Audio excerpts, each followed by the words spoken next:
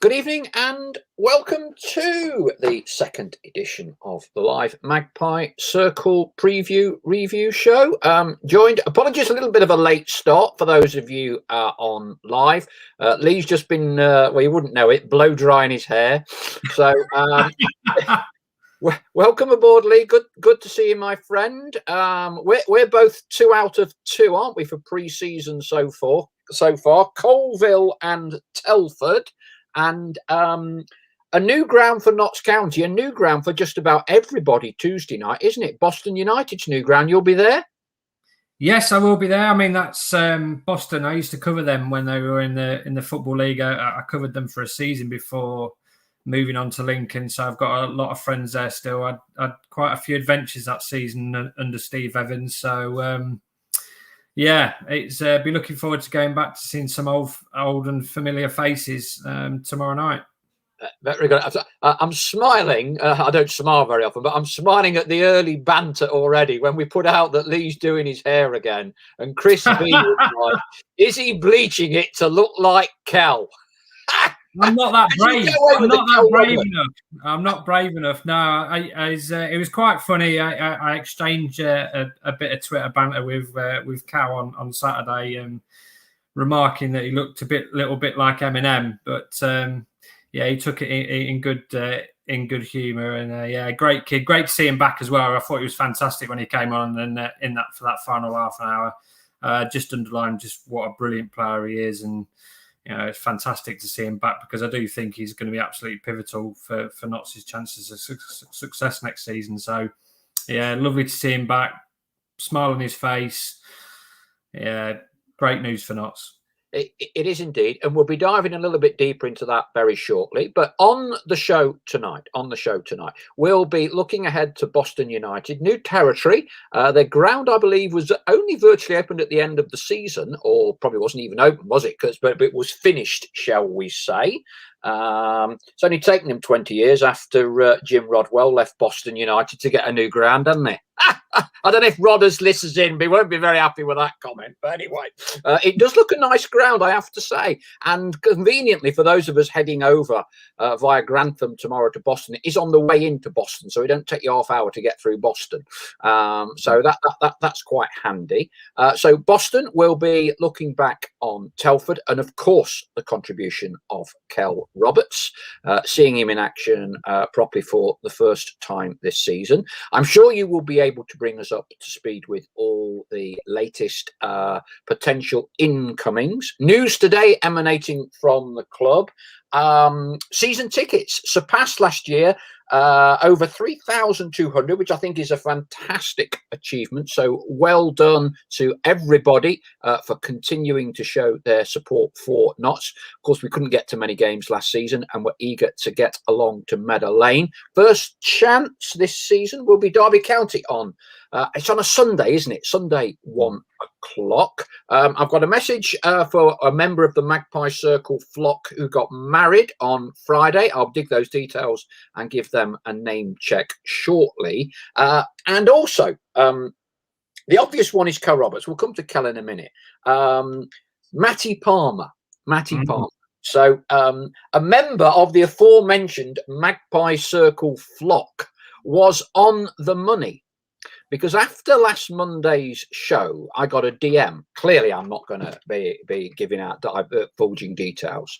But a follower of the Magpie Circle DM'd me on Twitter to say that Notts were in for Matty Palmer. And this was before any link. Even you didn't know about it at the time, Leigh. And that we were in for Matt. He was a local boy from Derby. Wimbledon had made him an offer. But clearly there was a pull to Notts and the inverted commas project coming here. So I got that on about 9 o'clock last Monday. And look, we're not in the business of breaking stories we don't know are right or wrong. But sure enough, as eggs is eggs, 48 hours later, Notts unveil Matt Palmer. And we made a lot of signings. Potentially one of the most influential signings we're going to make for this season, Leigh, correct? Yeah, I honestly, when obviously we got wind of it, real significant coup, I think, for Notts. Fantastic player. I mean, he's only 26 and I think he's played around 200 or more than 200 league games in his career. He's played in the Championship. He's got promotions on his CV. I thought it was a really, really big statement of intent by Notts to get him in through the door. And you could tell on Saturday when he came on as part of that throng that made its way onto the pitch for the second half. He was, he was really neat and tidy. I was told he's somebody who's very rarely gives the ball away, so would fit into the system and the way that obviously Ian Burchnall is a total football man, isn't he? So I thought he looked good at the weekend against Telford, but I think the same could be said of Ed Francis. I thought, in the first half, very, very composed. I mean, that is a big role to fill in that team. It's so important, the pivot role. And he's got big shoes to fill in terms of Michael Doyle, who has perfected that position over a long and distinguished career. But I thought that Ed, when he got the ball, he was nice and composed, didn't panic, used it very well. And I think Notts have got themselves a very, very good player there. I'm always a big believer in first impressions count for a lot. And I really like what I saw from Ed in that opening 45 minutes. So you think with the midfield, how it's set up, Ed Francis, Matty Palmer in there, they're going to be really, really strong. It's all about a question of then is unlocking and finding a position for Cal Roberts in the team where he's going to flourish, and Ruben Rodriguez and Carl Wootton. You put those three in the team alongside Palmer and Francis. A lot of teams are going to find them difficult to live with. Certainly a lot of mobility with both Francis and with Palmer. Like you, I like the look of Palmer. He's played games regularly, which I think is always a very good sign. In arguably, a prime phase of his career, and like you say, he looked very comfortable. Looked to have quite quick feet to me. Moved the ball around whenever he was put under pressure. He always just seemed to have one of those types of players that had, at this level, clearly, an extra yard or two to get himself out of any potential trouble. And I think on the subject of Ed Francis, he obviously came through Manchester City's academy. Clearly a very technical player, and you could see that he's come through an academy system, very comfortable on the ball, very stylish on the ball. And you're quite right. It is big shoes to fill if you're 28, 25, 35, with someone of the experience and the positional ability. Because the positional ability that Doyle has is something he's gleaned over many, many years, isn't it? But first impressions, I agree with you, were very positive. Kel Roberts. So on comes Kel, second half. Short corner after, I think it was 4 minutes was he on, something like that. And it was kind of the typical type of Kel Roberts movement and getting that ball onto his left foot from that sort of range and that sort of strike, yeah? I mean, that was Callum Roberts, isn't it? I mean, you get him anywhere in those positions in and around the box. He's got such a wand of a left foot that he just needs that yard, half a yard. And, his finishing is so good. We saw it so many times in that second half of the season when he came from Blythe, when Notts had that really strong run. And he's capable of scoring individual goals, long-range goals. He is just a fantastic player. For me, he's the best player in the National League. And it's funny because I was having a conversation with Adam Virgo not so long back, who's obviously the BT Sport co-commentator.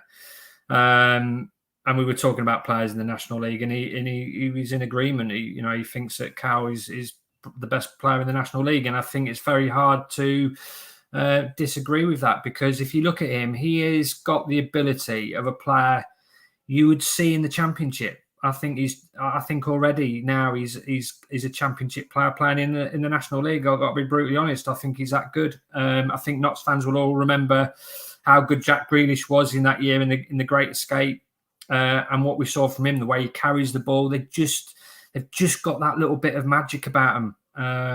And Cal's got that. He's got that magic. Goes past players. He uses the ball well. He plays with intelligence. He takes up good positions. I'm running out of superlatives to describe him, to be honest, because I do really think out of all the players that I've seen come through the doors at Notts in the years that I've been covering them, Grealish was certainly one who I thought that would go on to have an unbelievable career. And I think Cal, providing he stays fit and free of injuries, he can go as far as he wants. Perhaps he's not as quick as you perhaps would normally see for a winger, but his movement and his intelligence and the fact that he's half a yard of everybody else before they've even decided what to do. He makes that room for himself with his intelligence, and he is just a fantastic player to watch when he's in full flight. Really is. He scored some unbelievable goals here, hasn't he? The one against Barrow was my favourite. I know the Barnet one was very good, and he's also capable of scoring long-range buttes as well, as he did against Harrogate in the playoff final with a free kick, isn't he? So, Notts are blessed to have such a wonderful player, and the fact that him in the team, along with Rodriguez and Carl Wootton, if you look at that for an attacking trio, it does smack of goals, doesn't it? Rodriguez, I think seconds before Cal actually scored, rattled the post with a 25-yard free kick. So I think it's just imperative for Notts that they keep them fit, basically, because they will be the difference as to whether Notts go up or stay in the National League for another season. I think with Cal, I think it was also psychologically important as well. As all the modern football coaches now say, minutes in legs, gets his first goal coming on. And he's had a couple of false dawns coming back. With the length of time that he has been out from playing regularly, it's a long time now, it's well over a year. I think psychologically that will have helped him immensely. And I'm sure that Ian Burchnall also just thought, yeah, that's good. We brought him on, he's got a goal, he looks the part. Okay, it's pre-season, it's the second half against a side lower down the pyramid, but it's a tick in the box, isn't it? It's a tick in the box. And tell you another player who I was watching, and I don't know whether, how hard he has worked. Well, I'm sure he's worked very hard in training, but to me, Rodriguez looked athletically more powerful and stronger. His physique, to me, he looked stronger. He looked quite a beast on the pitch to me on Saturday. Yeah, and again, he's another player. Towards the back end. We've discussed him many times before on this show, and he really sort of turned it on, didn't he? Those last few weeks of last season. Before then, he'd sort of been up and down. You'd get one really good performance out of him, and then he'd follow that up with 2 or 3 average ones, and you were just waiting for him to sort of like that touch paper and get on a consecutive run of games where he was making an impact, and he did that towards the back end of the season. He had that sort of little ticking off, didn't he, from Ian? And we didn't see him in the squad for a few games, and then he came back and was absolutely pivotal to us finishing in the top 7. He took some of the burden off Kyle, and I think it's going to be a huge season for him this year. He is another player who I think, like Callum Roberts, has the ability to go on and play much higher. But I think, if you look at the two, I think every time Cal plays, he's consistent with his performances, isn't he? If you're going to give the ball to Cal, he will make something happen. And I think, that's Rodriguez's challenge this year. As good as he was at the back end of last season, this year, he's got to do it week in, week out. And I'm sure he will do, because like you said, I thought he came on Saturday, very powerful, got a great free kick. And not so blessed with some very good set piece takers now, aren't they? Certainly in terms of free kicks from shooting distance, Cal's good on his left peg and Rodriguez on his right. So I love watching those two because they're individuals, and I like players who have got that ability to make something happen on their own. And certainly a non-league you expect, where defences aren't quite used to playing against players of that kind of calibre. You think it would be a real shot in the arm for Notts next season in terms of the goals output. And it may help Kyle actually as well, because you'd expect those two to also lay a few goals on for him as well. So it's all looking very good at the moment, I have to say. We've spoken about players who Notts have completed the signatures of. We always like a bit of speculation, don't we? Fans like nothing more than that. And one rumour, in inverted commas, has been doing the rounds a little bit. And Richard Bull asks the question, if Notts go into the loan market for a striker, how about Keon Etete for a season-long loan? Anything in that, Leigh? I don't know. I mean, I think that striking position, I think, is something that I think the club really does need to look long and hard at, about the kind of calibre of player that they want. I genuinely feel that it needs to be somebody who has some experience and has a decent reputation. I think if you look outside of Kyle, and we can assess the strikers individually, Lewis Knight, bit hit and miss. Tyrese Palmer is very young and raw, still learning his trade. Eli Sam came in on Saturday, and we've seen flashes of him where he's been very good and then not so good. And I just feel that centre forward position needs to be someone who's got a bit of a reputation, got a decent track record. And listen, it's not easy because, to get them through the door, you're going to have to pay a bit of dough. But if you look at what the other clubs are doing, Wrexham, for example, Paul Mullin scored a lot of goals last season. Jake Hyde scored a lot of goals for Halifax. Liam McAlinden at Mandeville at Morecambe, helped them get promotion to League One. That's a great set of strikers to choose from. And they've all good experience, and I think that's something that Notts could perhaps do with in there. Just somebody that I think the strikers could perhaps learn off as well. I think because if you look, there's no real. When Lee Hughes came to Notts County, he was brilliant, wasn't he? And he was in his 30s, wasn't he? If I'm right in saying. Experience, knew where it was, and to have somebody like that, where the young strikers, and there is a lot of young strikers at Notts. You've got Knight, Palmer, Sam's, I think 23, isn't he? Kyle's 23, 24. So I would like somebody, if you look at Ed Francis, for example, he's got Michael Doyle, to pick his brains. He can pick Michael Doyle's brains and say, right, okay, and what a player to learn off. How could you not learn off Michael Doyle? What a brilliant career. And I think as good as Notts have been in the transfer market in getting these players in, these young players who we're all excited by, I think it would be nice to have somebody up top, who just add that little bit of experience and bit of a reputation, bit of a decent track record, just so the strikers can just, learn things in training. You just listen to some players before who've played alongside some of the greatest strikers, just watching them in training, see what they do in certain situations, how they move, when do they make the moves? I think it's such an important position, particularly because if Kyle gets an injury, the way that Notts play, he's so vital to the way they play.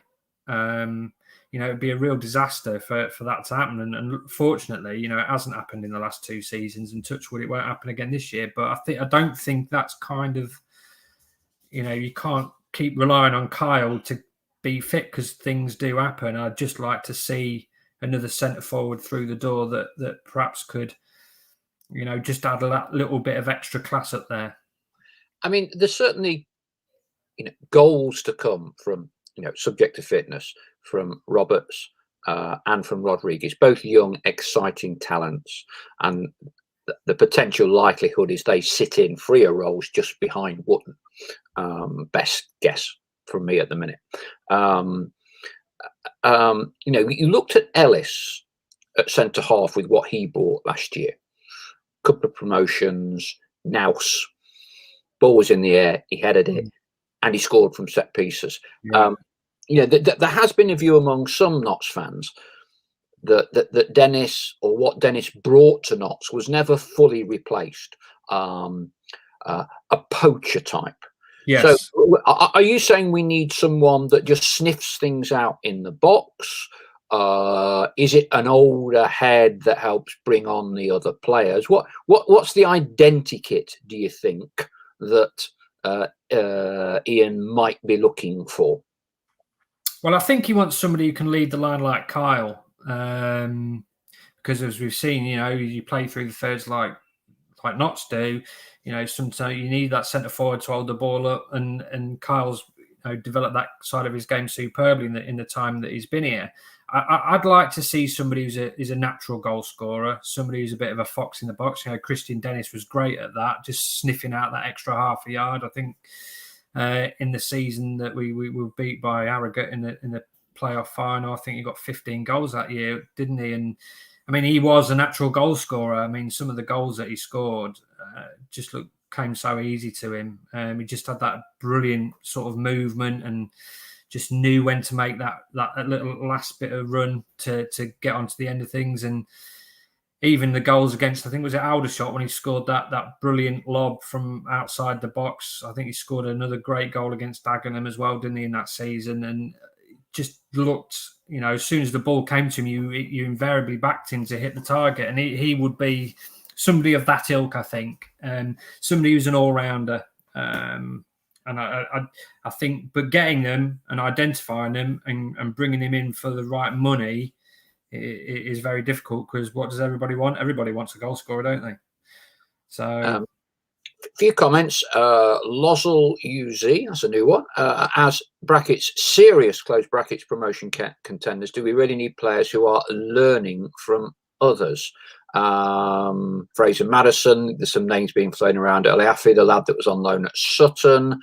Ian Burchnall, Wootton injury is my worry too, with no cover. Elliot Burrows, Shimanga, of course, has featured quite highly. Here's my question, though, Leigh. We're talking about a striker here that is kind of a proven goal scorer. Yeah. When you're looking at the route that Stockport have gone down, signed a proven striker with Madden, clearly he will start. Yeah. And another one in quickly as well, don't forget. Yeah. Now, I guess one of the challenges when you look at Notts' potential lineups here, we all talk about, we just need this one particular type of striker or whatever it is. As it is, I think they're going to be difficult to be starting. Now, that's not so when you're looking for a marquee type of player and Ian's selling that in, then I think that's a little bit of a dilemma. Yeah, absolutely. I would agree with that. That good. At the end of the day, Mark Ellis came to Notts because he knew he'd be playing.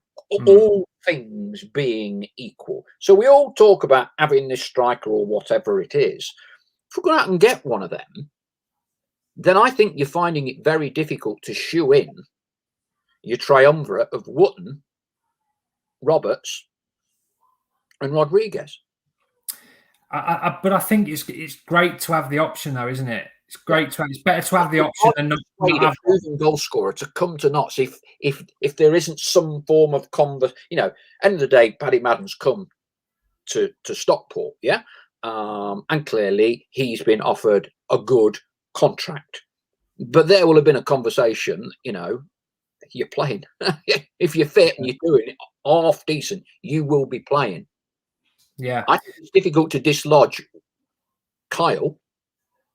And I'm not sure you can play. I don't think you can play another striker up top with Wootton and still find a way for the kind of system I think that Ian wants to play that involves Rodriguez and Roberts. I think it is a very good question, but I think I'm not saying we don't need it. I agree with you. I think there's a lot of pressure on Roberts and Rodriguez to both fire. I think. Yeah. The way we're currently setting up. Yeah, I mean, Carl has played. I mean, Carl's fitness record's unbelievable. But there was a time last year with how condensed the schedule was, and we were playing ridiculous amounts of games. I mean, I remember Neil Ardley before the Yeovil game away at 2-2. He'd already had deep concerns about how much pressure Carl was under.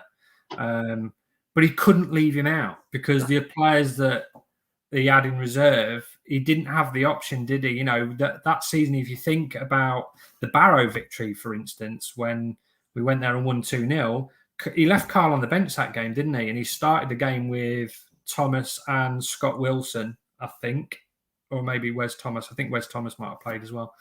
But it's nice to have that option. But last year we didn't have it. Kyle played so many games, and I think we did an interview with him towards the back end of last season. He even said himself, I think the Wrexham game when he got sent off actually turned out to be a bit of a blessing in disguise for him, because, you know, he said himself that he felt tired, and I don't think we can go into the season again. And we got to remember, Kyle's only 24. You know, there's a lot of pressure on him to sort of lead that line and have that burden placed upon himself, because I don't see another 20 goal a season centre forward in there. You know, I just don't see it, unless somebody really is going to take the bull by the horns this season and is going to break through and have an unbelievable campaign. Because if you think last season, Jimmy Knowles showed it in flashes, but he only showed it in flashes because he's young and he's still learning and still developing his trade.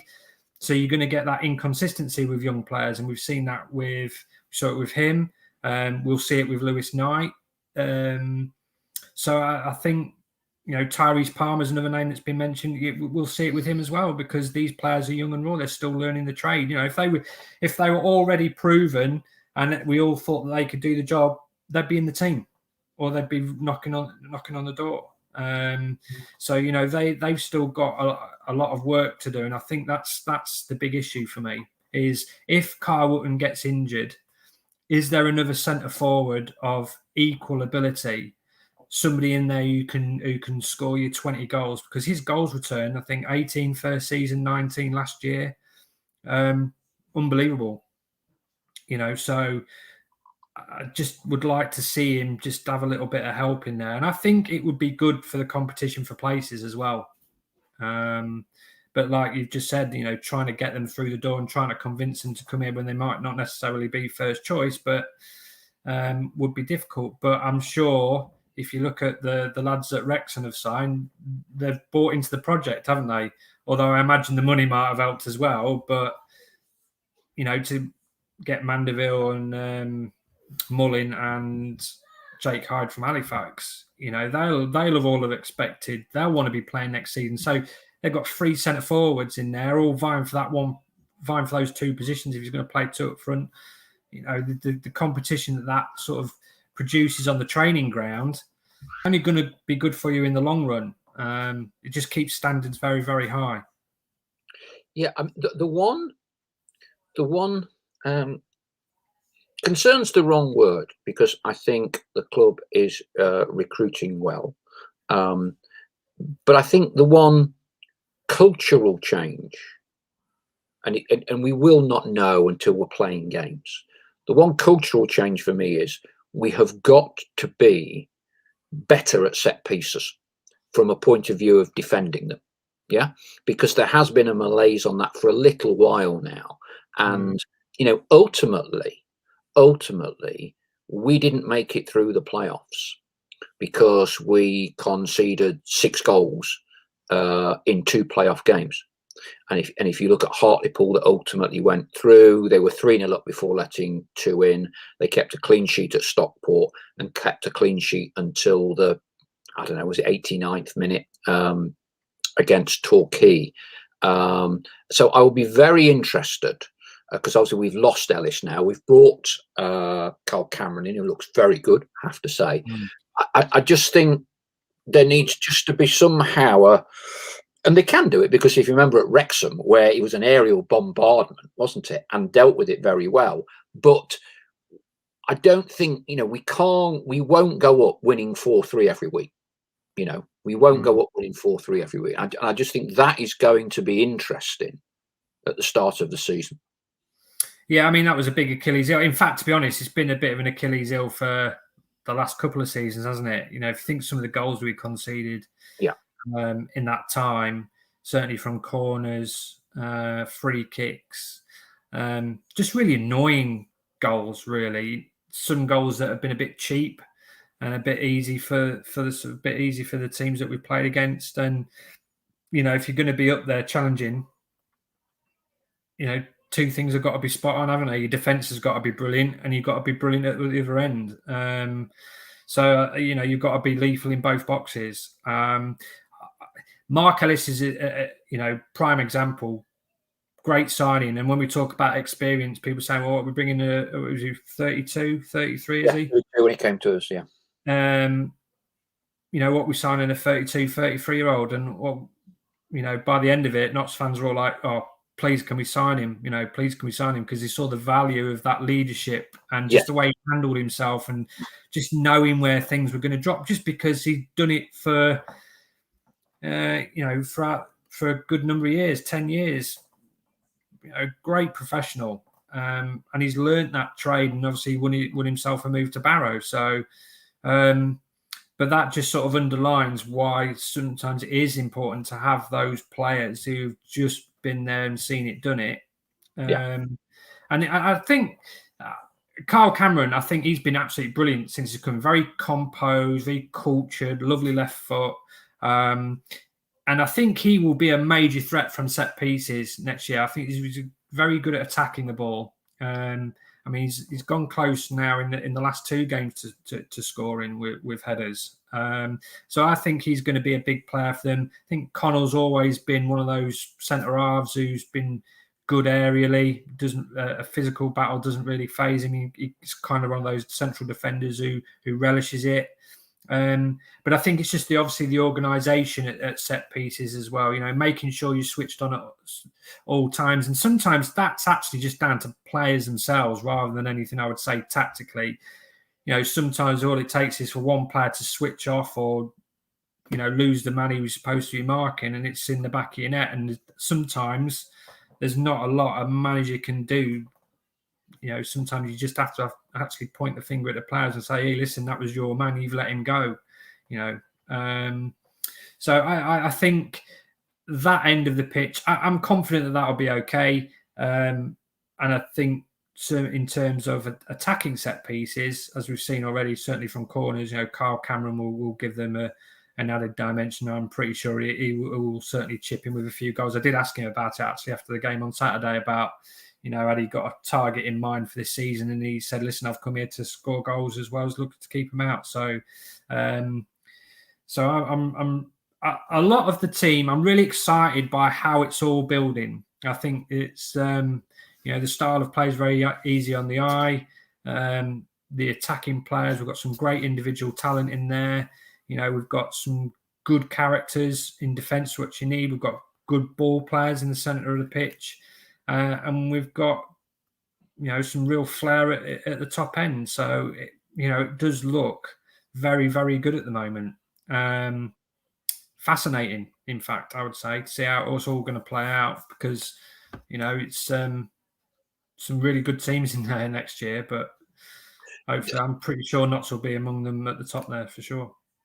One name that keeps cropping up, it's cropped up again in the chat tonight, from Mr. Neil H.O. If not sign a good striker, i.e. Chimanga, or as good, he's saying that Carl then wouldn't be necessarily a regular. Chimanga's cropped up several times, and I think you actually put that question to Ian on Saturday, didn't you? Yeah. And what's he say? What conclusions do you draw?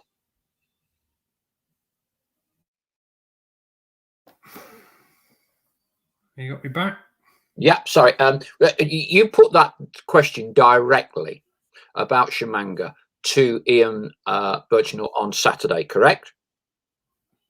Hang on a minute. I think I'm losing you here. Oh dear! It's a while since we've had any technical. Am I back? Yes. Can you still hear me? Yes, I've got you now. Yes, I think my Wi-Fi just dipped out then. What was the question last year?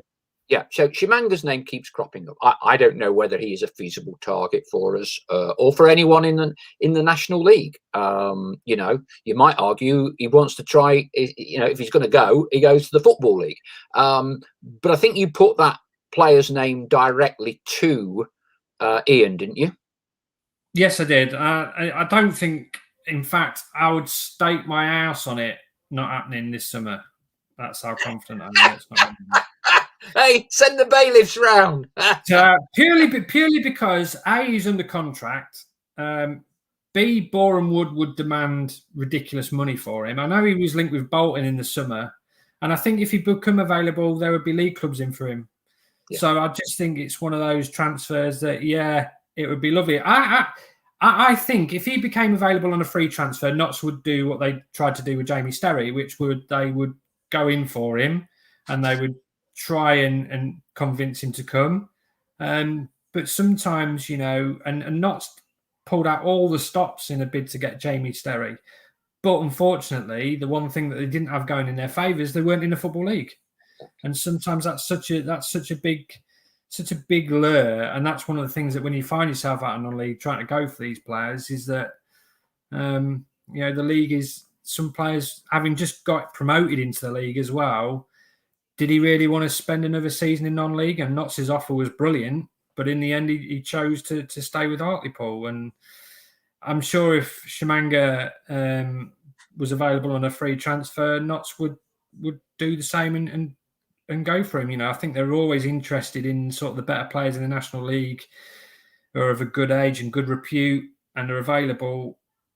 But sometimes it's just about circumstances, isn't it? And I think Shimanga is one of those where the circumstances and everything needs to fall into place. So I don't really see that one happening. And Scott Bowden, I know there were a lot of Bowden rumours about him being on trial, but that was never the case. He was never at Notts.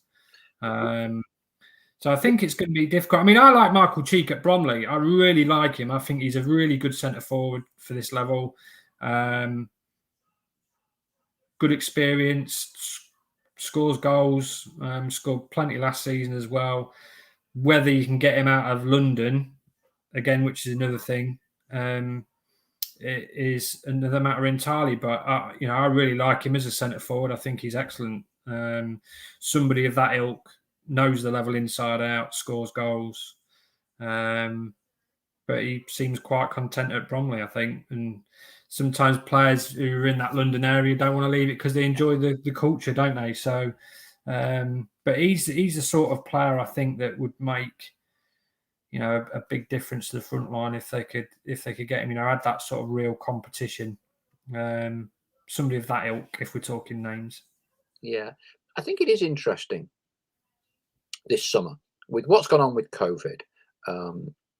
I detect certainly League Two and 2/3 of League One. I think a lot of them have got together and they've kind of they're complicit in saying, look, we need to keep wages lower as a result of COVID for new contracts. We cannot keep going. We need to recoup some of our losses. And then in the National League, you have a group of clubs that seem to be really, really going for it, and there are players here that are currently coming in to the National League clubs, those that we would consider to be Football League clubs, who've got getting their acts together, and they're getting not just higher wages, but I would say substantially higher wages, and Mullen, having scored the goals that takes Cambridge into League One, drops down to the National League. And look, there's no reason why he shouldn't do players. We spoke with in an excellent podcast last week with Richard Brindley. They have families and they have a short earning period, and they must weigh these factors up as we all would. But I don't think it's seldom, with the possible exception of someone like a Salford, a few years ago. I think you've got 3-4 clubs in the National League that are paying overall a budget that is higher than probably 90% of all clubs in League Two, and is not a million miles off some of the budgets in League One. I'll have a bet with you. Morecambe got promoted out of League Two last year. I'll bet you there's 8 or 9 clubs in the National League with bigger playing budgets 100%. Than Morecambe. I think there's more money. Let's not kid ourselves. Notts are paying good money as well. Let's not kid ourselves. We're why shouldn't we do it? But I just think this year of all years, Wrexham and Stockport skewing the market a bit. No reason why they should, but they're kind of like the stars are aligning for the Football League clubs that have spent a few years in this division. Chesterfield are clearly going for it as well.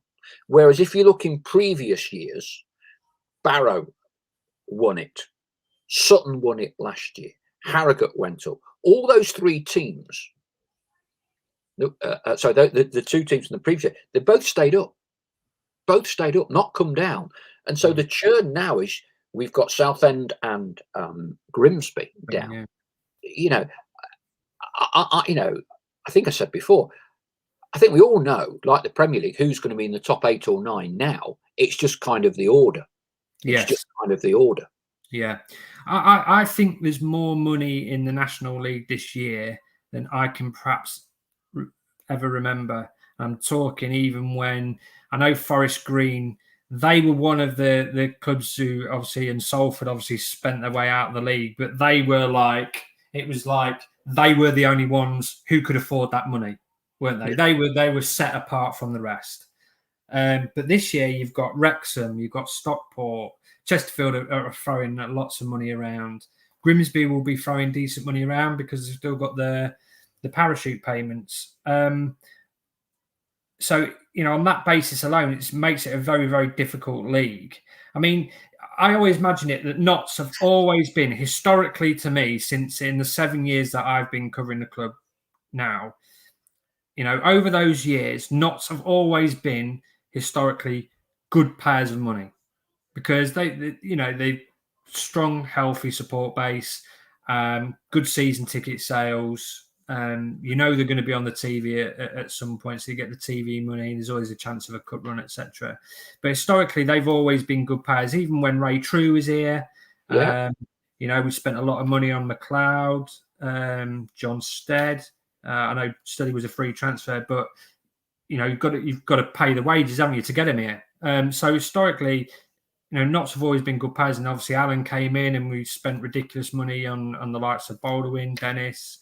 So Notts have always been, but I think this year what separates Notts are still good players, got a good, strong, healthy budget. But I think this year you've got a couple of clubs who have just elevated themselves above the good, what is good, I would deem good money for this level. They've taken it sort of to another level. If you're talking the likes of Mullin, who was at Cambridge last season, who's joined Wrexham. There's no way on this earth. I mean, he was linked with Blackburn Rovers. He was linked with a move to the Championship, League Two player of the season. He would have had the pick of a fair few clubs in League One, certainly towards the top end. And if the reports are to be believed, a few in the Championship. But I think when it came down to it, money invariably talks, doesn't it? And Mullin would have not dropped to become the League Two's player of the year when and he's got all these clubs rumoured to be interested in him. He won't have taken the drop into the National League to have the same deal that he was on at Cambridge. So, and I imagine he was on half decent money there. So, you're talking, I would say $4 grand a week. If you believe, what's doing the rumours doing the rounds on the National League circuit, Madden's on 3.5. That's all you hear when you turn up at grounds. Have you heard how much he's on? So I think these clubs are sort of elevating it to another level, and they've all had takeovers as well. So you can perhaps understand it, because obviously the best way to win sort of the hearts and minds of supporters is by investing heavily in your players and then your budget, which is exactly what Alan did and what Ray True did. Both did it, didn't they? Yeah. And we did it when the Reeds brothers came over. They funded a lot. They went and spent, I think, was it 60 grand on Carl Wootton. So I think, it's those kind of things that wins hearts and minds of supporters. But there are levels with that. What we're talking about, I would deem a lot of the Notts players are on good money for this level. But then if you take Stockport and Wrexham, I would say they're on a slightly operating on a different level. But with that, comes a lot of expectation, doesn't it? They'll be expected to be up there because they're spending this amount of money. And the managers will be under pressure because everyone's looking at those two. Now, I'm looking at Wrexham signing Mullin, Friday or whenever it was, and I'm thinking, right, they're the favourites for the title, on the back of what they're doing. Stockport, same with them. I think both of them are 33 to 10 or something ridiculous in the bookies odds.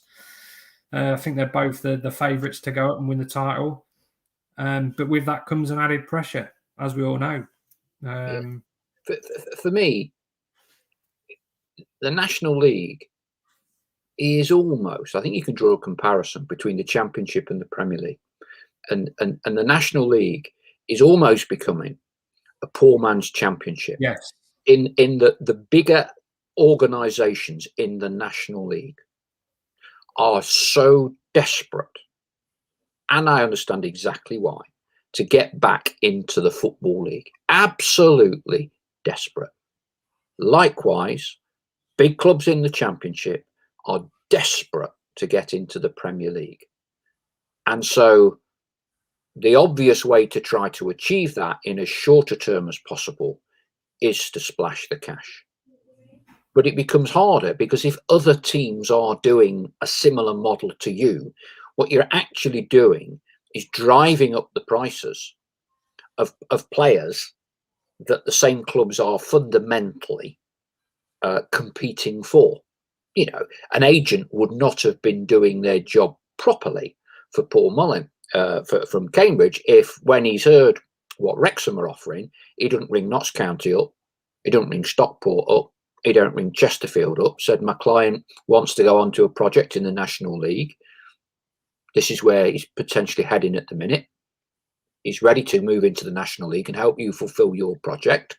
Yeah. What do you think? Right? That happens. Guaranteed. But in the game, that's what an agent does. That's what an agent does. So we're hoping to get Ollie Bayliss on in the next week or two and talk all things National League. And I did read a comment, I think, the other week from someone, because there is no salary cap in the National League at the minute. But I believe that there is some debate about that ongoing, in which to start to bring the National League as the 5th division in line with the Football League. And to be honest, it might not work for Notts.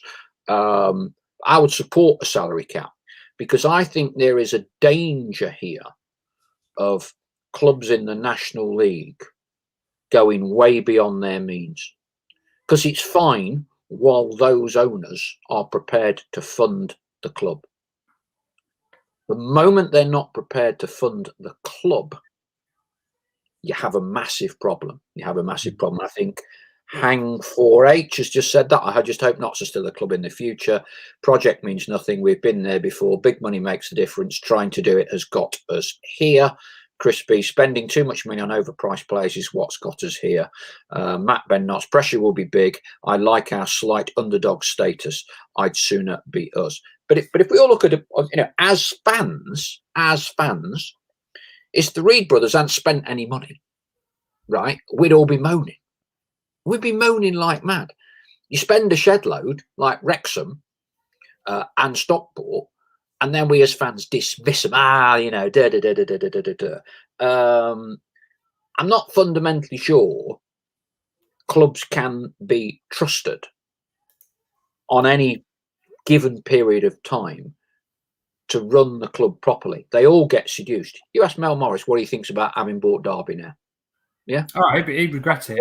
You ask Alan Hardy what he thinks about having bought Notts County. Now, the reality is both of them spent a heck of a lot of money. Ray True did. I mean, it got to the point where Ray True was just like, I can't keep doing this. Yeah. Can't keep doing it. Because you never make that money back. It's unless you have. I think what happens is a lot of these clubs they have that side of the Championship and the share of that Premier League parachute payments, which obviously is a lot different to what clubs in League 1 and 2 get. And I think, and I understand why they do it, because they think, well, if I can put the money into the team and, now and get them promoted to the Championship, and Ray True and Alan Hardy both said that was the objective, to get in the Championship was the plan. we've had talks of 5-year plans, 5-year plan to get in the Championship and the money that got spent because they know that, investing in the short term to try and get them out of the League Two and League One, you'll make that money back. That you'll get repaid. That money will get paid back to you if you reach the Championship. And then who knows? Sometimes you reach the Championship, all of a sudden somebody wants to come in and buy the club. Because they can see it. If you look at Bournemouth, for instance, I know they did it all the way from League Two to the Premier League, didn't they? But to get into the Championship, you make that money back, and who knows what happens then? Does somebody come in and buy it? Then do you then put it up for sale, having made your money back, get out of Dodge, make a few quid on the side, and then off you go? So I certainly understand why clubs like the likes of Stockport, Notts, Wrexham, in the past, and obviously Stockport and Wrexham now currently have probably looked at that and gone, right, yeah, if we can get there, then we can make our money back. But of course, the problem is the 23 other teams in the league all want you to stop you from doing that. And there's no ever cast iron guarantees, is there? As we've seen, we've spent a lot of money at this football club in the 7 years, 125 grand on Isle McLeod, who I thought at the time was an unbelievable signing for Notts. You would have thought he was as good a bet as you could get. And we're talking about the 20-goal-a-season striker that everyone chases. But I think you make a good point there. Sometimes players are suited to certain clubs, and geographical location can play a big part. We both know players who are brilliant at a certain club, may be homesick, might not settle, family, whatever, go to another club, and they can be an absolute disaster. And that, for me, is also a huge part of recruitment, And I think the other thing we've not really mentioned and we'll discuss in future episodes is, yes, we have a statistical-based approach. I have no issues, no problems with that. No one yet has come up, to my satisfaction, that has a statistical breakdown of mentality, ability to blend, team spirit. When you see all these stats about possession, this, that, and the other, you never see a stat about team spirit, do you? No. I think recruitment, you're right. I mean, recruitment, you can have all the money in the world, but, it's all about getting that right blend, isn't it? The right players. And that's the hardest part. For me, it's the hardest part in football. It's not because you live and die by your recruitment policy. If you don't get it right and you've handed out 2 and 3 year contracts to players, and they come in and they're absolutely useless, despite having these big reputations, you're committed to paying them for 2, 3, and trying to get them out the door as well is just as hard as trying to sign them sometimes when clubs are in demand. When those players are in demand, it's hard to get them in through the door in the first place. But then if they come in and they flatter to deceive and they're not particularly bang at it, such as the likes of McLeod, for instance, he was when I think back to him, he was at MK Dons, unbelievable centre forward. When not signed him, and I remember distinctly getting a phone call to say not to put 125 grand bid in. I thought, what a signing. Guarantees you 20 goals.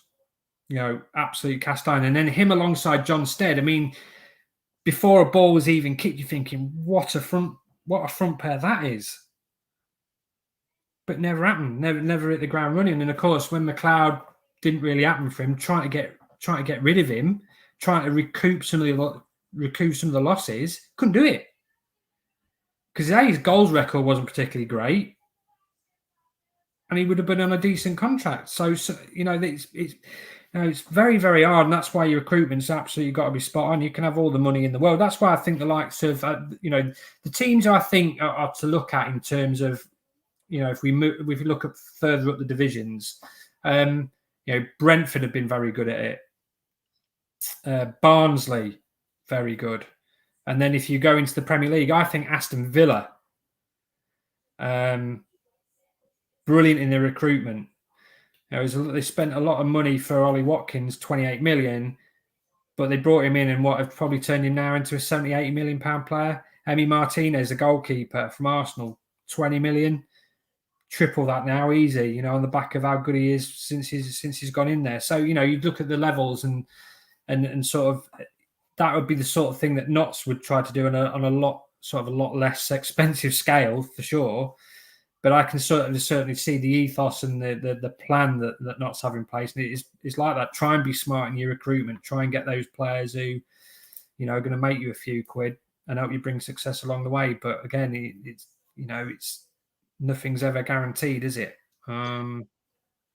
It is a positive comment. Chris B, I'm enjoying being a Notts fan for the first time in years. I am fully behind what the brothers are doing, and so far I think they deserve the fans' trust. And I absolutely think they have it as well, Chris. I don't think there are any issues. Yeah, they've been brilliant owners, to be fair. Brilliant owners. Quiet, stay off social media, which is always a good thing. Kept the academy going. Invested in the squad, got a good choice in kits.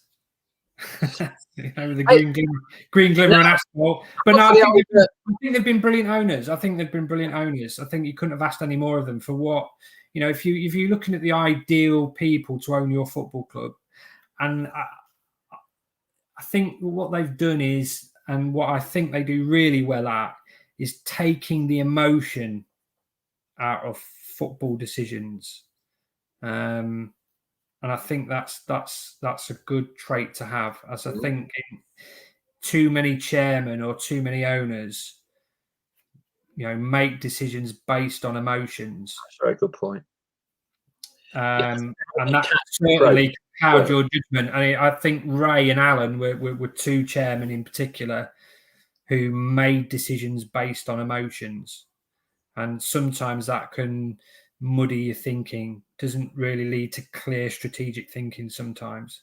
I think that's what the brothers have done quite well so far. They seem, you watch them in the stands, they don't get particularly over carried away when we score a goal, do they? They're just nice and measured, and yeah, they've done brilliantly so far. Leigh, we've done nearly an hour, which is a bit longer than you were able to give us, but we've managed to squeeze it out. So thank you to everyone that's been on tonight. The young man who has got married, we said we'd give him a shout out from one of his best men or one of his colleagues, Tom Wilkins, and Emily, who got married in Nottingham on Friday just gone. We hope Emily... We hope, Emily, that you are treated to a very nice pucker pie at Boston United's new ground tomorrow eve. So happy belated anniversary or wedding wishes to you both. Thanks to everyone. It's made Richard Brindley such a popular podcast. Great talker, the first current player we've done. And in answer to several questions I've received, we are having some very positive ongoing discussions with the club about getting future first team players onto the show as well. So thank you very much to the club as well in that respect. And Leigh, far too young to remember one of Notts County's all-time greats, Ian McCulloch, is Super Mac, Crazy Legs, the Flying Scotsman, you name it. He had a nickname, the Cat. Ian McCulloch, from our late 70s and 80s rise to the top flight of English football, is our guest this week, one-on-one, over 2 hours. So there'll be a part one and a part two on Thursday and Friday of this week. James Moore says, what's the yellow shirt you have on, Paul? This is a match-worn goalkeeper's shirt from pre-season last year. This is Mr. Slocum's. I got these from the club shop. They had them on sale for £20, which is a very good buy. So it's a lovely colour. I feel like I've just won the Tour de France. But anyway, here's a little advanced snippet. Who would like a match-worn Kel Roberts shirt? How about that? This was, I can't even get it off the rack. So this is proper match-worn from last season in the pre-season. As you can see, proper match-worn because the badges are already starting to come off. So if you fancy that, we're looking to do a competition between now and the start of the season on the show. And so you can win a match-worn Kel Roberts shirt. There ain't many of them that in the years to come. Hey, you wouldn't fit into it, Leigh. Neither would I. Okay, so anyone under 8 stone, you might get in it. Otherwise, frame it. So more details to come on that one. Thank you very much indeed, Leigh. Look forward to seeing you tomorrow evening at Boston. Now then, knowledge of Boston. Do they play amber and black stripes or something like that? Amber and black stripes. The Pilgrims is their nickname. Yeah. So does that mean we are in green, glimmer, and asphalt again tomorrow? Yes, I would imagine so. And I don't mind that because it's a beautiful, beautiful looking kit. You know, they do look the absolute bomb in that, to coin a phrase that from the old hip hop days. Yeah, they look the bomb in it, don't they? So who've Boston got? Is Matt Tootle still there? I should know. Yeah, Matt Tootle's still there. They've actually got some very, very good players. They've made a couple of really good signings in the summer. They got Andy Butler, centre half. Oh, yeah, he used to be at Doncaster. Yeah, they got him. Jake Wright, they've just signed him. They've signed a centre forward, and I was reading about him. He was at Hartlepool last season and actually scored a penalty in the playoff final against Torquay, and I can't think of his name now. Richard Bennett? No, not Richie Bennett. Who? Richie Bennett, my lad. No, he's gone to Sutton. It's a lad who was playing for Hartlepool, and he scored. I can't remember his name. I was doing a bit of research today, but yeah, so they've obviously got Tootle. I think that, you look across their back line, are very experienced. Likes of Butler, Jake Wright, Scott Garner's there. I don't know if people can remember him. He was at Grimsby. I'll tell you who's in midfield from as well. Paul Green, ex-Derby. Yeah. As Ian pointed out, Terry Hawkridge, is he still there? Yeah, Terry Hawkridge is still there, yeah. I'll be looking forward to seeing him tomorrow night. He's a good lad, he is. Very funny. Nottingham boy, isn't he? Top Valley. Yeah, Nottingham boy, yeah. Still lives in Lincoln, lives around the corner from me, actually. He's a good lad, yeah. Very funny. Well, I suspect because it's a new ground, there'll actually be quite a few Notts fans there tomorrow, actually. Yeah. Kick off new stadiums, and everything. So yeah, and it's a good place to get to, and the people are very friendly there as well. Boston's a great club. I had some great times covering them in the season that I did. Then the two reporters at the time, Duncan Brown, I think he's still covering them. He'll be there tomorrow night, and Craig Singleton, who's the used to be the sort of the press guy. He's moved up the ladder. He's now, I think, club secretary and commercial manager. Okay. And I sent him a message. In 5 years' time, you'll probably be the chairman. So he seems to be going up the ladder. So I'm looking forward to it because a lot of people there that are good friends of mine, and should be a good crack and a very good game of football. Because I think Boston are going to have a real go this year in Conference North, and they've already beaten Lincoln 5-0 this pre-season. So it'll be a good test. Yeah. Very good. Well, I've got 4 games in something like the next 5 or 6 days because one of my PR and comms clients are Real Betis, who are on a little mini UK tour. They're based out St George's Park, which I managed to hot foot back from just in time for tonight's show. So I will be at Pride Park for Derby versus Real Betis. I might be on the bench for Derby, the way things are looking there. So Boston Notts tomorrow. Derby Real Betis Wednesday. Saturday is Real Betis are playing Leeds United at Loughborough University. There's a weird one. 1,000 fans allowed in or something. That's the Saturday, and then of course we've got Derby on the Sunday, haven't we? Is it an early start? 1 o'clock, I think. So 1 o'clock kickoff. It's a busy weekend for me because I'm at Matchroom headquarters on the Saturday. Yes, you lucky boy, Gedling's finest. The Leigh Woods World Title fight on Saturday. I think Charlie Slater's going as well now. I think he's let in, so I think we're both going. We're both having a road trip to Matchroom headquarters on Saturday night to watch Leigh try and bring a world title back to Nottingham. So, and then we've obviously got the game on the Sunday. So I'm looking forward to that. It should be a good weekend. Yes, excellent weekend. We look forward to seeing you at Boston tomorrow. Thanks again for all your time. Do you reckon will we expect any more new signing announcements before tomorrow night or not? Or will we be quiet for a day or two, do you think? No, I'm interested to see what happens with the trialists because we've not really discussed them yet. But Kyle Bennett, he's one that's kind of he wasn't. Yeah, he did really well against Colville, but out of the 4 of them that played on Saturday, the only one that perhaps looked decent was Honda Mark in the second half. I think that the lads in the first who started the game in the first half, Bennett found it a little bit difficult. But I expect a couple of them will be involved tomorrow night as well, so we get to have another look at them. There's no rush, is there? So yeah, but looking forward to seeing how they get on. I do like Carl Bennett. I thought he was a really good player in his Portsmouth days. Remember when they beat us 4-0 down at Fratton Park and he scored twice and he was unbelievable that day.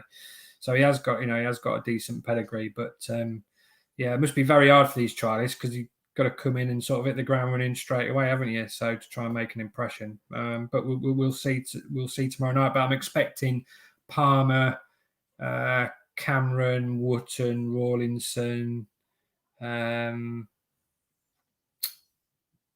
all that mob to start. So. Yeah. Presumably he rotate the best part of 20 players again, I would imagine.